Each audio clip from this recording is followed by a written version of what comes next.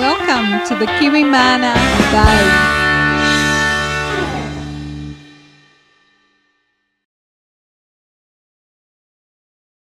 Hi everyone, and thanks for coming. My name is Cliff Van Eaton, and of course I'm the author of Manuka, the biography of an extraordinary honey. We're also really fortunate to have a special guest with us here tonight. He's of course Dr. Peter Molan, the discoverer of the unique antibacterial property in Manuka honey, as well, and I think we need to make sure this is understood as well, the inventor of the alginate-based Manuka honey dressings that are now used in hospitals around the world. So what I'd like to do now is make a presentation, a sort of a TED Talk. You all heard of what TED Talks? Yeah. Go onto the internet and you'll find out about them. They're short, snappy talks. I'm going to do a TED Talk about my book that I've been giving in various venues around New Zealand in the last month or so. And following that, Peter has very kindly offered to share a few words with us about what it's been like these past 35 years doing research on Manuka honey. Recording the proceedings tonight, we've got two people happening here. We have Gary and Fawcett from Kiwi Mana. So, thank you. Hi, Gary. Kiwi Mana is a beekeeping website here in New Zealand that has a great following around the world for its many beekeeping podcasts. You must have about 60 of them now, is that right? Yeah, 60 at the moment. Yeah. So when you get home, go onto the internet and make sure you check out kiwimana.co.nz. It's a really neat website. And we have Carol here as well from Waikato University, and she's making a documentary on Manuka honey. And last but not least, we have Liz from Poppy's here, a bookstore here in Hamilton. Liz has kindly offered to sell copies of Manuka to you if you haven't already purchased one. And the good news is, of course, that you're in a fortunate position at this presentation of being able to get your copy autographed not only by me, but by Peter Molan as well. Great. And support your local bookstore. So if you love books, we've got to support our local bookstores. Don't just go online. Bookstores are really great things to have in the community. Well, now on to my TED Talk. Once upon a time, I used to give talks on bees and beekeeping as part of my job, but I haven't done that for years. So please excuse me as I take off my glasses now and read from this script that I've written for myself. I especially need to do this since, as a good friend recently pointed out, on a book tour, an author is supposed to read from his book. And that, in fact, is what I'm going to do as well. But my readings are going to be part of something else. Rather than describe in too much detail what's in the book, because after all, I want you to go out and buy a copy, I thought I'd present a few take-home messages, some interesting ideas and conclusions you'll find in its pages. My readings from the book will hopefully help reinforce those messages. So here we go. There we go. Great, works. The first take-home message from the book is the idea that science is often about serendipity. By serendipity, we mean something that happens without quite planning it, or as the dictionary tries to define it, a fortunate happenstance or pleasant surprise. As it turns out, the history of science is full of serendipity. For all the detailed proposals, project management, and especially big budgets, science, even as it's practiced today, sometimes comes up with something that nobody quite predicted. And those surprises can literally change the way we see the world. If you've ever had a chance to read this book, A Short History of Nearly Everything, by my great literary hero, Bill Bryson, you'll see that the history of science is an adventure in the unexpected. I love that phrase. The problem is that at times, the science establishment thinks it already has the answers, when in fact there's so much out there waiting to be discovered, if we can only put away our preconceived notions. To do that, however, we often need to be highly inquisitive, and not just brush off a seemingly wrong result. And that's exactly what happened in the case of Manuka honey and Peter Molan. There's Peter in an earlier time. Here are some initial paragraphs from the book in a chapter entitled The Sample That Didn't Make Sense. Peter Molan had a problem. There was this small experiment testing some local honeys against bacteria, which he had let a local high school teacher carry out in his lab over the summer holidays in January 1980. And one of the samples just didn't make sense. The teacher had then gone off to a new job with the Ministry of Agriculture. But the little mystery remained. And Peter being Peter, he just couldn't let it go. So now he was going to have to follow his own edict. The thing he always said when students came to him with a seemingly unexpected result. Do the test again. Many New Zealanders are aware that Peter Molan discovered the unique antibacterial property in Manuka honey. He received an MBE from the Queen for that. But far fewer know just how fortunate that discovery was. If he hadn't tested that single sample of Manuka honey, and then gone back and repeated the test on a lot more samples to show that it wasn't some sort of a mistake, the world might never have learned just what a special substance it really is. Take-home message number 2 is one I haven't really seen presented quite the same way anywhere else, but it really helps explain in the simplest way possible why honey just has to be an antibiotic substance. Wait for it. Bees cook. While I was in the midst of researching this book on Manuka honey, I read a book by a number of my favorite authors, Michael Pollan, entitled Cooked, A Natural History of Transformation.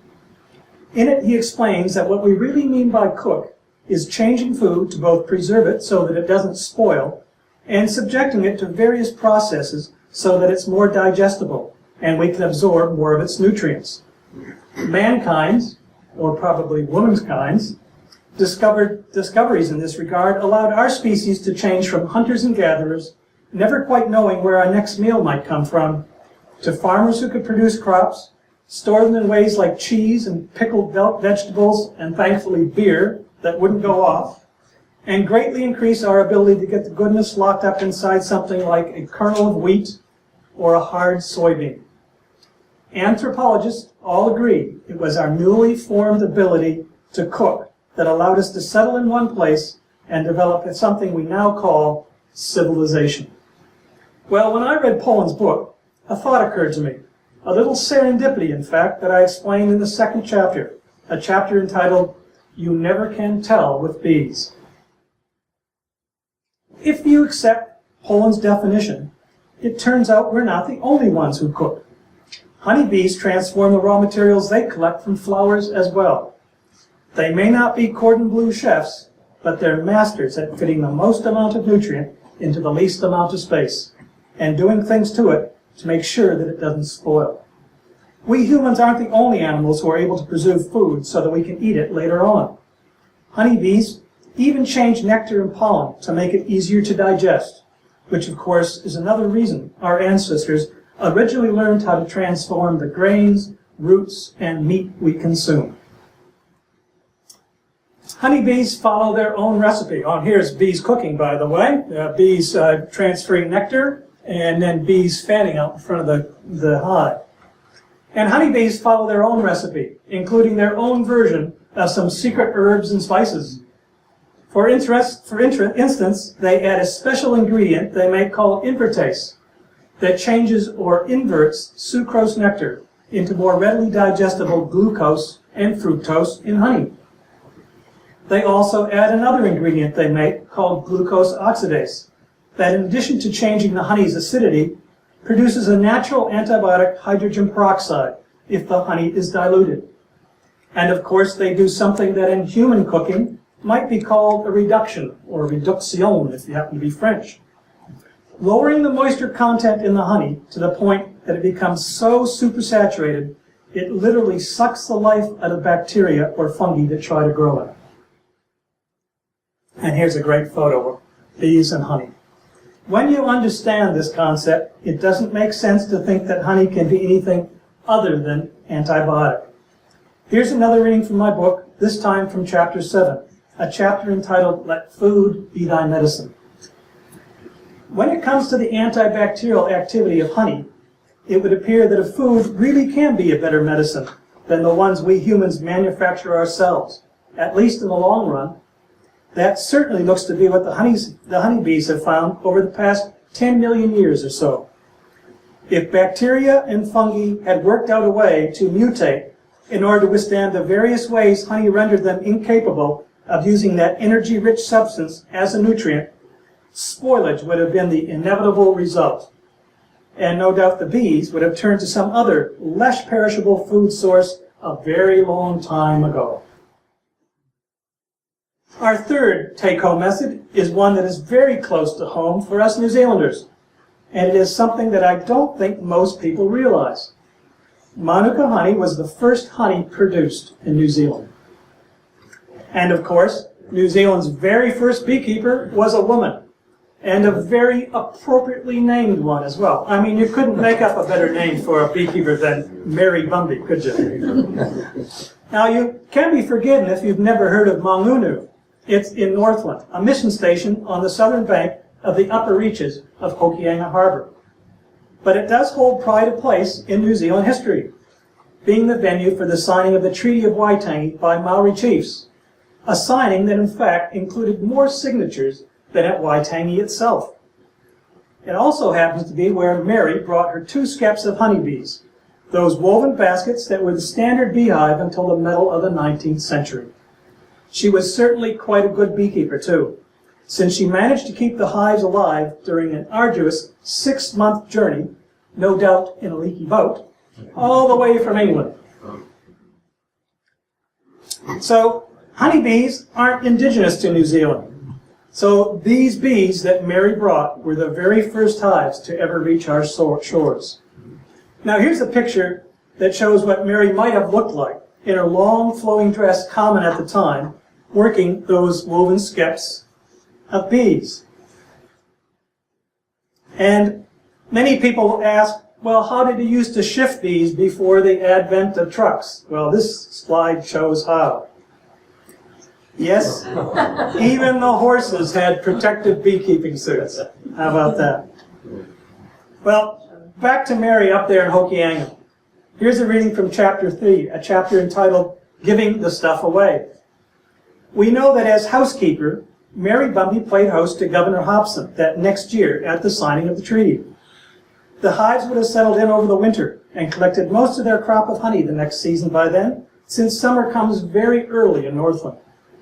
And even today, Manuka honey of the very best quality and highest level of antibacterial activity comes from the local area. So it is more than likely that this type of honey is what she would have harvested as well.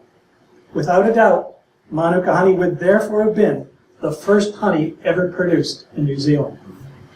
One can only speculate, but given Mary's keenness in sharing her beekeeping bounty, the time of year, and the illustrious visitors present at the station, it's not outside the realm of possibility to think that she may have served Manuka honey on the occasion of the treaty signing, either in tea or perhaps on bread. Great story for New Zealanders, right? Now for a bit of drama. The fourth take-home message is the thing that is most special about Manuka honey, especially as far as the medical profession is concerned. In fact, however, the part of that profession I'm most referring to are those often battle-weary troops at the front lines, otherwise known as nurses, or as I refer to them in the book, the angels that treat our often hard-to-heal wounds. These are people like Julie Betts from New Zealand and right here in Hamilton, and Cheryl Dunford from the UK, along with scientists like Peter Molan and Rose Cooper, who realized just how important Manuka honey could be in improving sick people's lives, and sometimes even saving them from death. The take-home message is simple. Manuka honey, with its unique antibacterial activity, is a great wound care product. Here's a short reading from chapter 6, a chapter entitled, Saved by a Pot of Honey. Honey is a great wound dressing, but it went out of favor with the advent of modern antibiotics. The wonder drugs were seen as a solution to bacterial infections in wounds and burns, even though gauze bandages and antiseptic ointments didn't necessarily produce either the fastest or the best results. Honey, on the other hand, was capable of doing two things together that modern systems of wound care could not: provide a moist environment required for the best tissue regrowth, while at the same time ensuring that the environment remained sterile and in fact killed any bacteria that might venture in. And of course, the amazing discovery about Manuka honey was its ability to kill bacteria, even when the honey was highly diluted, and especially bacteria that had become resistant to all the standard antibiotics. Here's a picture of Rose Cooper from the University of Cardiff, a colleague of Dr. Molan's, and she's looking through those petri dishes, you know, that we always used to test and grow up bacterial colonies. This is Staph aureus, and it's golden staph, or MRSA, the type of Staphylococcus bacteria that sometimes closes down hospital wards. Here we see it growing on the plates, and here the same bacteria on a plate where Manuka honey was placed at a high dilution rate. And you can see no bacteria were growing on the plate. Bacteria are great at mutating. And if even one or two of them can withstand the effect of an antibiotic, those bacteria soon become literally billions. Manuka honey, on the other hand, kills bacteria a number of ways, and that may well be beyond the powers of even the craftiest bacteria to overcome. The chapter itself takes its title from the outcome of a TV program that appeared on the BBC in 2000. In it, a brave young man named Aaron Phipps told his story of literally coming back from death's door. In January 1999, Aaron contracted meningitis C, and with it meningococcal septicemia, in effect a poisoning of the blood brought on by the disease-causing bacteria. Blood seeped into his tissues at the extremities, and the tissue itself began to die. The pain was so severe that he was put into controlled coma for 2 weeks. Finally, medical staff were forced to do the unthinkable. They amputated the ends of both his legs and the tips of most of his fingers. But his problems were far from over. He was left with lots of lesions on his legs from the meningitis, which, even after numerous skin grafts, wouldn't heal. And his pain threshold went right down so that everything, even just touching him, was really sensitive. Most worryingly, when he had his dressings removed, he was having to go through theater to get new skin grafts. Well, here's a dramatic excerpt from that chapter. The BBC presenter, who while listening to Aaron had grimaced at the thought of it all, then asked him the obvious question. Did you ever get to the point where you thought, this is never going to heal? Aaron looked down, and you could tell he was mentally recounting the feelings he had at the time. Yeah, there was a point. You just started to think after all those months. It gets to you. You think, well, this is it. Is it ever going to heal? There was silence on the set, but only for a second, because Aaron quickly looked up again, cocked his head, and gave the presenter a little wink. And then honey came along, he smiled. The presenter's demeanor totally changed. Your reaction must have been extraordinary, she explained, when they told you that they were going to put honey on your wounds. Aaron grinned again. Well, it was a bit of a joke at first, because we tried just about everything else. Any sort of dressing you can name, we tried it. And then a woman called Cheryl Dunford turned up and mentioned honey. And we slapped it on there and done the job. It was the last question that provided the real stunner, however. How quickly did the honey work, the presenter asked. Aaron looked directly across her and replied solemnly, after 9 months with no healing, within 9 weeks it was completely healed. Wow. Just like that, pretty instant. These days, Aaron Phipps is well known in Britain, but for a completely different reason. He is a wheelchair rugby player for the national team, and in 2012 competed in the sport in the Summer Paralympics in London. Back in 2000, though, as health products retailers in the United Kingdom quickly discovered, he was that young chap on telly who was literally saved by a pot of honey. But not just any honey, a remarkable one from New Zealand called Manuka. Great story, eh? And hopefully in the next couple of weeks, Peter and I may be able to talk with Aaron to find out about what he's up to these days. Now, and this is a great slide as well, taken by a commercial beekeeper up in Tauranga.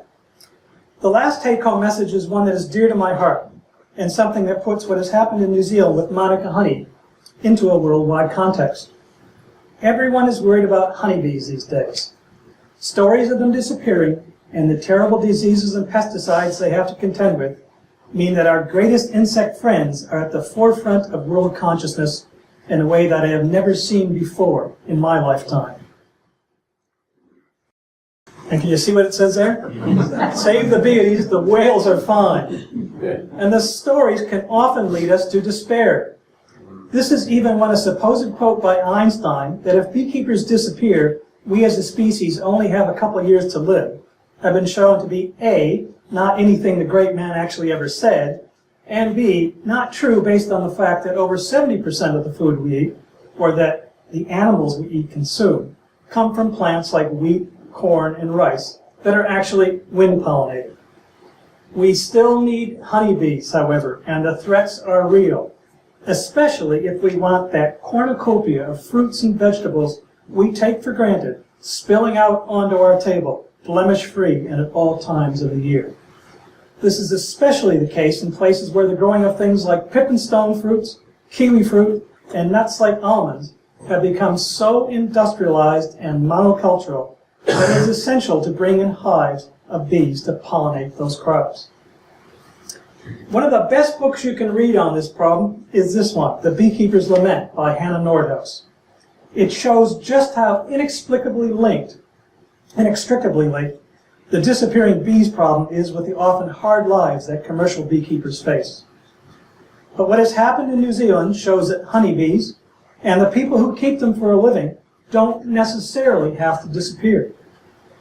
During the last decade, when reports of declining beehive numbers filled the world media, in New Zealand, our beekeepers increased their hive holdings by 2/3.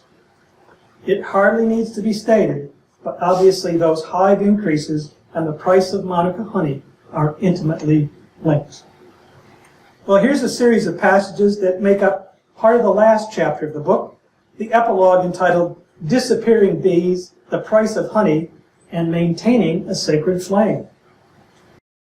In a world that for good reason feels saddened and sometimes even fearful about the future of this special relationship we humans have always had with honeybees, what has happened with the dramatic increase in hive numbers in New Zealand shows there is a way forward. Bees don't need to disappear.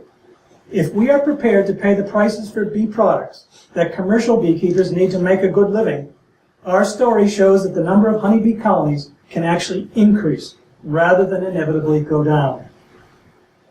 Because of varroa, honeybees can no longer exist as wild creatures in most parts of the world. As a result, beekeepers have become the modern equivalent of an ancient priesthood, whose job it once was to maintain a flame forever burning in the temple. Now, however, that flame is the honeybee, and the temple is the food-giving environment we all live in. Beekeepers around the world don't necessarily need more Manuka honeys, but what they do require, and in the long run what all of us who depend on bees to pollinate the foods we like to eat as well, is for everyone to buy more of all the honeys that are produced around the world and at higher prices. Well, here's me getting a taste of honey from my own book. So buy more honey and use it a lot more. Seek out recipes that call for honey. Put it in your coffee and tea. Make your very own energy drinks. But don't just look for the cheapest price. Check out the label. See where it comes from, who produced it, what floral sources it contains. And go on, buy an expensive one. Think of it as your offering to those modern-day versions of the ancient priests, the beekeepers keeping alive the spirit of our age-old relationship with honeybees. Thank you. And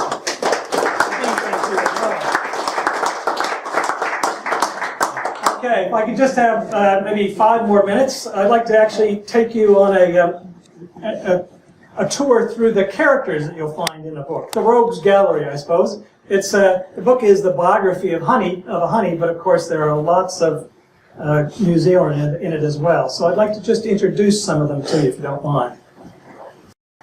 As I alluded to in my presentation, when you read the first chapter of the book, you may be surprised to learn that it was actually the head of science at Otrahonga High School, just down the road, in fact, on his way to becoming a government beekeeping advisor in Palmerston North, who had the original idea to test some New Zealand honeys for antibacterial activity.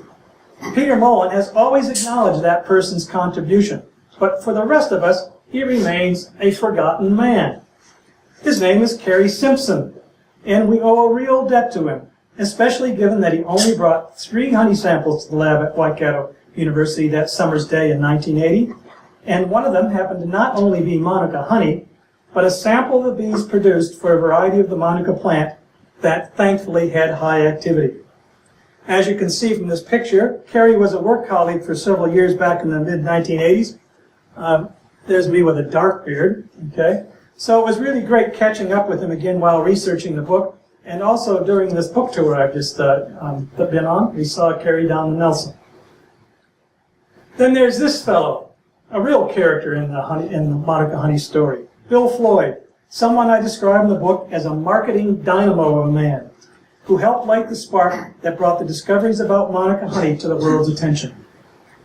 Bill was the one who wrote the press release that grew legs, a press release that magically caught the world's attention, and it was still being published verbatim in the world's media 4 years later, and this was before the advent of the internet.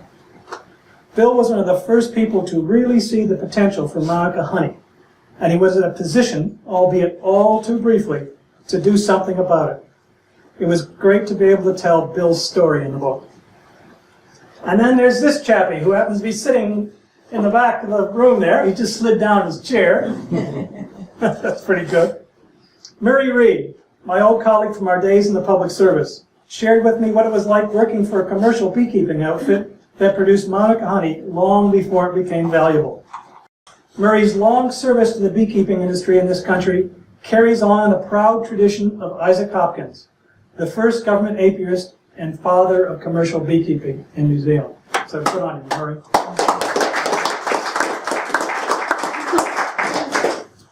And in the same vein, there's this chap, Malcolm Haines, who offered his memories in the book. Malcolm's father pioneered honey production in the far north of the North Island, when there was Manuka as far as the eye could see. It's all now dairy farms, by the way. And it was Malcolm who gave a speech at a honey conference in Taupo in 1976, back when some beekeepers were literally having to give Manuka honey away, and I'm not exaggerating. To an incredulous audience, Malcolm said, and I quote, "Manuka honey is a good honey to market, and its demand will certainly increase." Malcolm was a true prophet well before his time. And it was also lovely to interview Les Blackwell of the famous Blackwell beekeeping family on Great Barrier Island. Les is 82 and still going strong. Listening to his story about what it was like trying to extract and sell Manuka honey in the not-so-good old days was a real highlight for me. Les' story opens chapter 3, the chapter entitled quite fittingly, "Giving the Stuff Away." I sent Les a copy of the book as soon as it came out, and I quickly received a lovely thank you card in return, along with a canister of his wonderful gardener's hand cream, made with Manuka honey and beeswax from Barrier. So, a bit of an advertisement for Les. And of course, the story of Manuka honey becoming a wound-healing medicine, world famous in fact, would never have been complete without Julie Betts, right here from Hamilton, a member of that dedicated profession I call the angels that treat our wounds, and a nurse practitioner who really helped start the ball rolling with clinical work in New Zealand. When you read the book, make sure to check out Peter Molan's story of how he became aware of Julie and her interest in trialing Manuka honey on her patients. Sometimes you have to go overseas to meet someone from your own hometown. I was also extremely fortunate to be able to call on the services of 2 scientists who are working in the field of Manuka honey research, and they both very gently took me through the intricacies of complicated science in the field of honey biochemistry. Thanks go to this man, Ralph Schultauer, for explaining the cutting-edge research work on honey going on at Auckland University in the fields of inflammation and immune stimulation. 2 things you're going to hear a lot more about with Manuka honey in the future.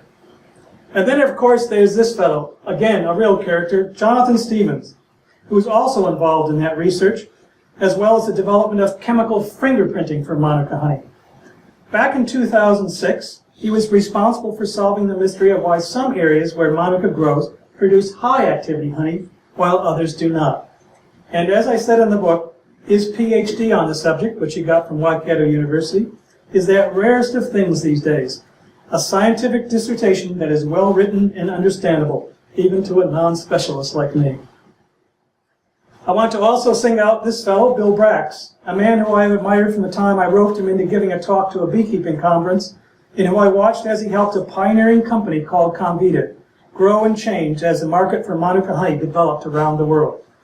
I always learn new things when I talk to Bill, and his interview was amazingly thorough and precise. And you can see Bill's quite keen on a program which we have over in the Bay of Plenty called Birds, Bees, Kids, and Trees. And then there's this fellow, Alan Belgium, who led Comvita throughout that time, and who has been a friend all these years. One of Al's many gifts is energizing the people around him. And if he hadn't said to me 2 years ago, "Now what are you going to do?" I probably would never have taken on the challenge of this book. Next to it, by the way, is Claude Stratford, who was the other founder of Comvita. You know, Claude actually started Comvita at my age, at the age of 64, and he continued to work 6.5 days a week until the age of 94. He finally died 1 week shy of his 103rd birthday. And he said, "I always took a tablespoon of Manuka honey and a tablespoon of pollen every day." There's also my friend and former colleague, Mark Goodwin, again from Hamilton at Ruakura, with whom I once had the good fortune to co-author 2 books for beekeepers on honeybee diseases. Mark gave me full access to the beekeeping archives here at Ruakura, certainly the most extensive collection of beekeeping history in the country. And yes, it was also Mark who told me that authors always read from their books at these sorts of events. So I'm going to do that now. Finally, there's the man I dedicated the book to. He is, of course, the true star of Manuka honey, the biography of extraordinary honey. And here's a last reading from my book that I hope gives you some idea of what extraordinary man he is. More than anything, Peter Molan has an enormous enthusiasm for his subject. It comes out in his writing, and of course far more in the many talks he has given all around the world. If you are in the audience, you can't help but be caught up by it all. He is fascinated by this substance which he once knew absolutely nothing about. How the bees make it, how wonderfully self-preserving it is, how strongly it can deal to potentially life-threatening bacteria, and what an almost perfect wound dressing it makes.